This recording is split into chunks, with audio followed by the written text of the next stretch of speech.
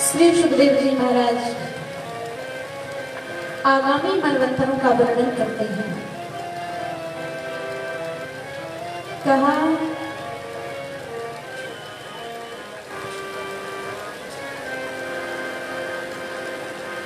आने वाला 8वां जो मनवंतर है श्रावणी मनवंतर के नाम से जाना जाएगा। इंद्र श्रावणी, देव श्रावणी, रुद्र श्रावणी, ब्रह्म श्रावणी आगामी मनवंतर होंगे।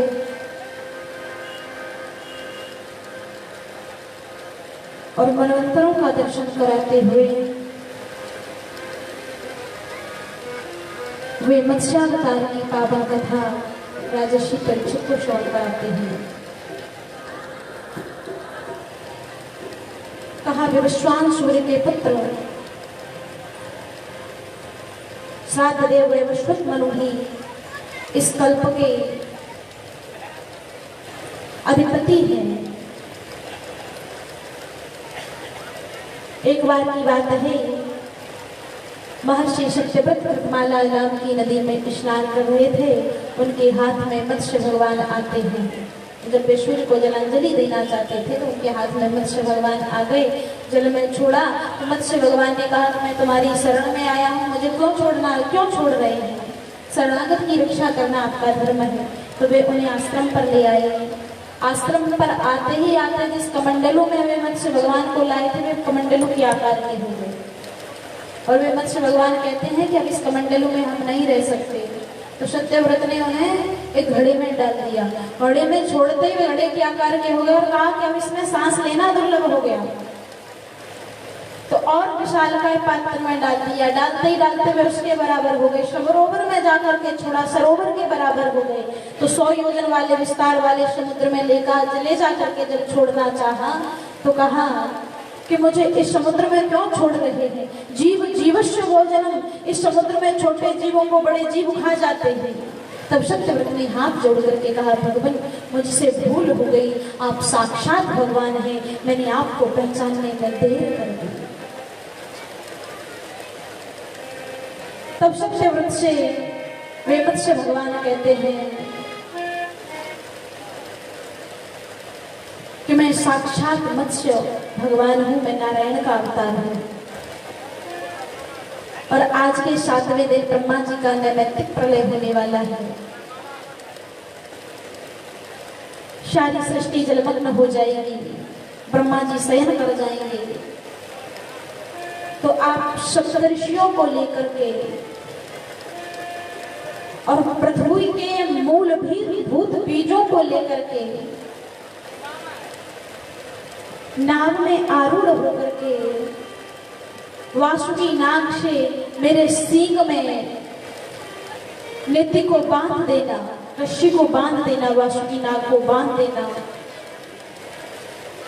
और जब तक ब्रह्मा जी की रात्रि रहेगी तब तक मैं आपको और सप्तऋषियों को लेकर के जल में विचरण करता रहूंगा। और आपके मन में जो जो शंकाएं हैं, जो जो प्रश्न हैं, आप मुझसे प्रश्न करना, मैं सबका उत्तर दूंगा।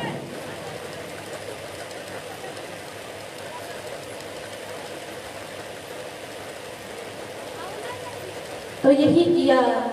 वासुकी नाग को लेकर के मत्स्य भगवान के सींग से बांध दिया।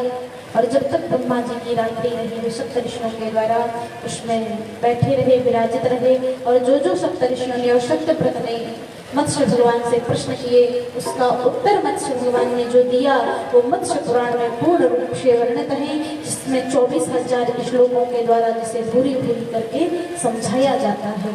मत्स्य भगवान की पावन कथा को दर्शाते हुए श्री सुखदेव जी महाराज आज नवम स्तंभ में प्रवेश करते हैं, जिसमें सूर्यवंश का पावन वर्णन है। बोलिए गोविंद भगवान की। सूर्यवंश की परंपरा जो है, सूर्यवंश की परंपरा को उसकी वंश की जो पावन चर्चा है, उनकी जो वंशावली है, सूर्यवंश के जो प्रतापी राजा हैं उनके ऐश्वर्यों की तो कौन गए, उनके नाम तक कोई गिन नहीं सकता कि कितने सूर्यवंशी राजा हुए और कैसा कैसा उनका प्रताप और शौर्य था। पृथ्वी के धूली कणों को गिना जा सकता है, सूर्य की रश्मियां, सूर्य की किरणों को गिना जा सकता है कि सूर्य भगवान में कितनी किरणें हैं, और आकाश में हो रही जलवृष्टि को गिना जा सकता है कि इस जलवृष्टि में कितनी धाराएं हैं।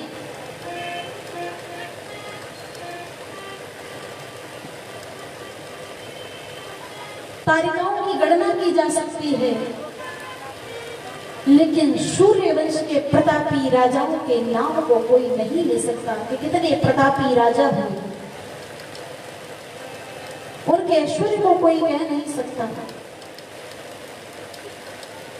श्री सुखदेव जी कहते हैं कि हे परीक्षित, ये जो नवम स्कंद है ये सूर्यवंश के प्रतापी राजाओं के ऐश्वर्यों से भरा होगा। नवम स्कंद को वंशावली के नाम से ही जानते हैं।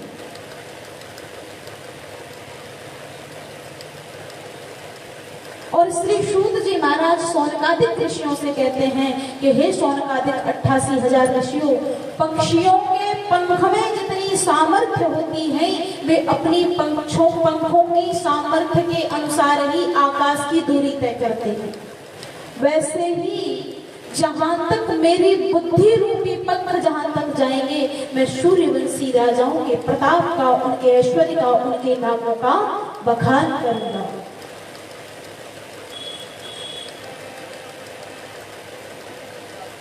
वे कहते हैं कि परम ब्रह्म नारायण हुए, नारायण के पुत्र हुए ब्रह्मा, ब्रह्मा के पुत्र हुए स्वयंभू मनु।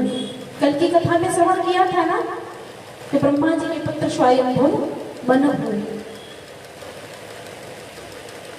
मनु ने 10 पुत्रों को उत्पन्न किया, जिनमें सर्वप्रथम सबसे बड़े थे इक्ष्वाकु। इक्ष्वाकु के पुत्र हुए विकुक्षी, विकुक्षी के पुत्र हुए इंद्रवाह, जिनका दूसरा नाम है पुरंजय और जिनका तीसरा नाम है काकुत्स।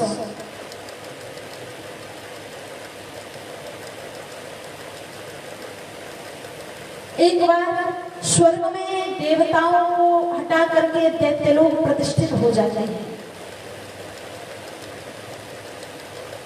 तो इंद्र पुरंजय की शरण में आता है और कहता है कि आप में सूर्यवंशी राजाओं में वो ताकत है कि वे अमरावती को क्षणभर में प्राप्त कर सकते हैं, लेकिन धन्य है आपकी बुद्धि, धन्य है आपकी बुद्धि की निर्बलता, धन्य है आपके अयोध्या जी का कौशल प्रांत का राज्य, जिसके आगे देवता लोग भी नतमस्तक हो जाते हैं।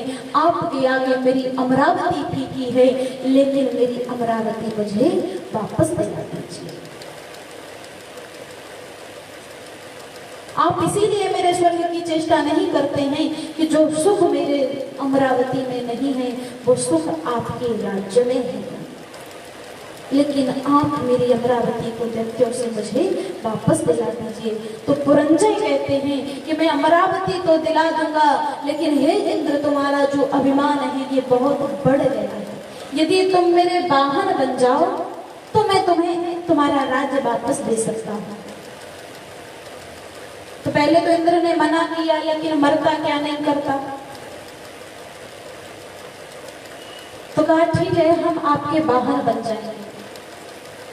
तो इंद्र पुरंजय का वाहन बढ़ना, इसलिए इनका नाम पड़ा इंद्रवाह। इंद्र जब इनका वाहन बना तो वो बैल के रूप में बनता है, बैल बनता है, और वो बैल की पीठ में मोर निकला होता है। मोर मतलब समझते हैं, जो गाय या बैल होता है तो उसकी पीठ में जो ऊंचा ऊंचा रहता है, जिसे हम ककुल के नाम से भी जानते हैं, तो उस पर बैठे, इसके लिए इनका नाम काकुत्स पड़ा। और तीसरा जो पुरंजय नाम है वो पुरी को जीतने के कारण पुरंजय कहा गया।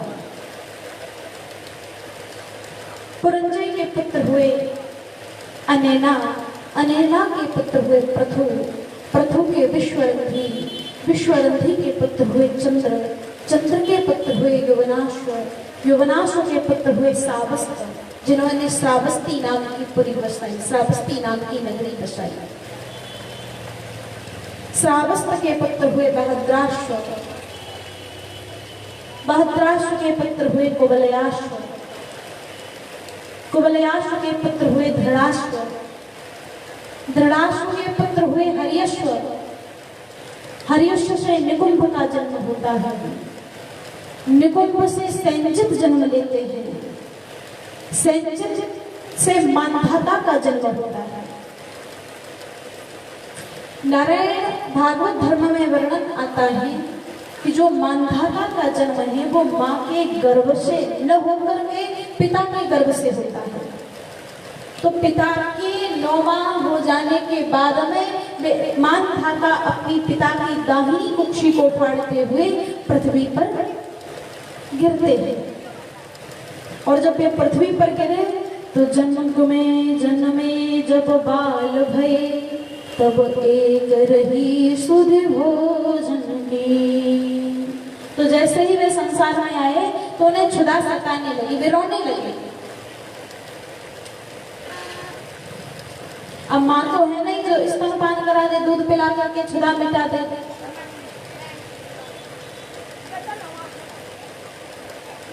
तो वहां इंद्र आते हैं और इंद्र ने आकर के कहा, माँ मयम धास्यति, माँ मयम धास्यति, माँ मयम धास्यति, मैं इसकी माँ का कार्य करूंगा, मैं इसे अपनी अमृत वर्षिणी तर्जनी अंगुली को इसके मुख में डाल करके इसे हृष्ट पुष्ट कर दूंगा।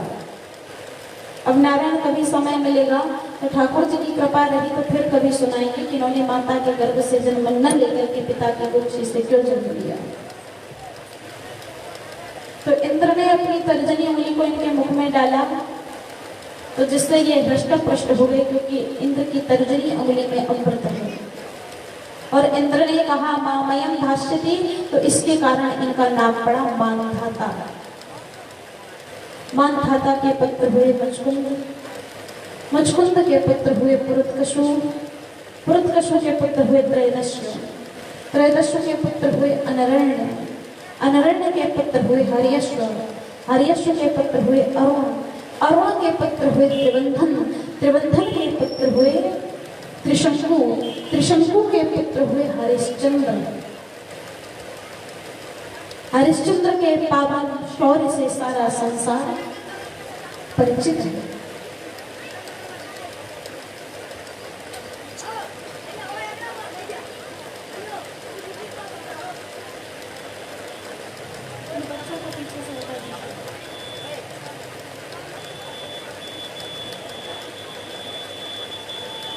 हरिश्चंद्र के पावन चरित्र से सारा संसार परिचित है कि उन्होंने सत्य की रक्षा के लिए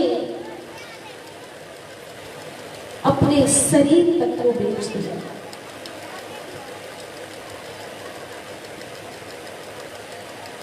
रात्रि के समय में जब वे विश्वामित्र को स्वप्न में अपना राज्य दान कर चुके थे, तो जब उनकी निद्रा सुबह टूटती है तो देखते हैं दरवाजे पर महर्षि विश्वामित्र खड़े हुए हैं। तो कहा कि हे विश्वामित्र, हे महर्षि, आइए, राज सिंहासन आपकी प्रतीक्षा में है। विश्वामित्र के मांगने से पहले ही कह दिया कि राज सिंहासन आपकी प्रतीक्षा में है, आकर के प्रतिष्ठित होइए। विश्वामित्र जी राज सिंहासन पर प्रतिष्ठित हुए और कहा, और जब हम किसी को कोई वस्तु समर्पित करते हैं, आपने अपना राज्य मुझे समर्पित किया है, लेकिन अभी आपकी दक्षिणा शेष रह गई है और उस दक्षिणा को चुकाने के लिए मुझे 10,000 स्वर्ण मुद्राएं चाहिए। और हरिश्चंद्र सावधान, जहां तक सूर्य का प्रकाश जाता है, जहां तक वायु बह करके जाती है, वहां तक तुम्हारा राज्य है। आप मेरे राज्य से बाहर निकल जाएं और मुझे 10,000 स्वर्ण मुद्राएं दान में दें। हरिश्चंद्र ने कहा, प्रभु जो आज्ञा। तो वे विचार करते हैं कि मैं कहाँ जाऊं, जहां तक मेरी सोच है, जहां तक मेरी बुद्धि में विचारने की क्षमता है, वहां तक तो मेरा ही राज्य है। शाखों द्वीप वाली पृथ्वी मेरे वश में थी, तब फिर वे विचार करते हैं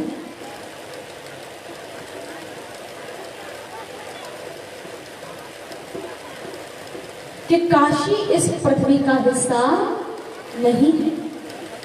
काशी भगवान शिव के त्रिशूल पर बसी हुई है, तो वे काशी में जाकर के अपने शरीर को बेच लेते हैं।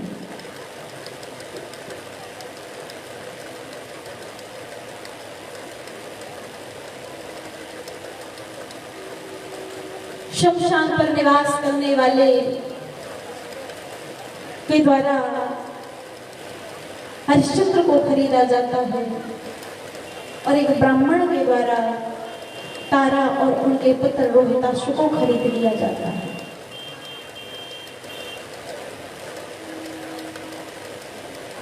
शमशान पर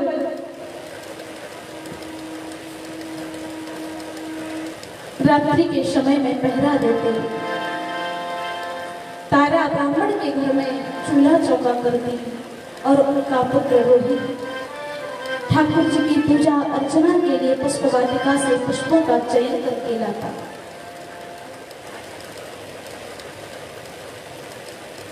एक दिन की बात है, रोहित पुष्प चुनने के लिए वाटिका में जाता है तो उसका पैर एक सर्प पर पड़ जाता है और जब सर्प पर पड़ा तो सर्प ने दंश कर लिया, सर्प ने रोहित को काट दिया और काटते ही वो साधारण छोटा सा बालक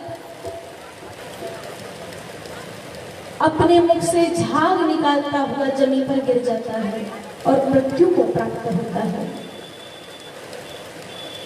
2-4 घंटे का समय जब व्यतीत हुआ तो तारा ने उन ब्राह्मणी से कहा कि हे देवी, बहुत समय व्यतीत हो चुका है, मेरा लाल अभी तक वापस नहीं आया।